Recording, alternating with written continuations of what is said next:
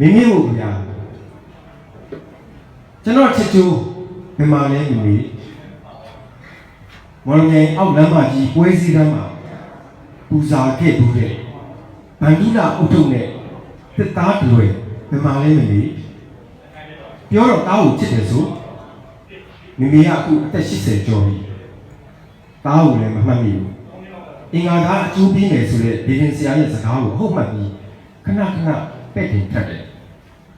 တားဝင်လာတဲ့ထက်ကြရပလာတာလေးစားကောင်းရလား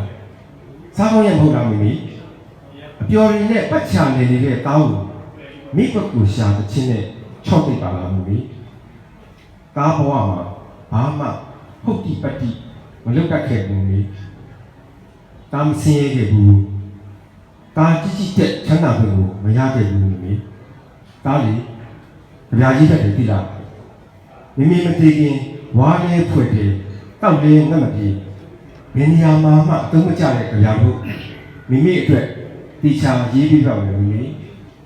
ကျွန်တော်ချစ်ကျူးကလေးဒီမှာမြစ်ခဲ့တယ်လို့သိကျင်နေမိမိတားမိုက်ခင်အောင်ကြီး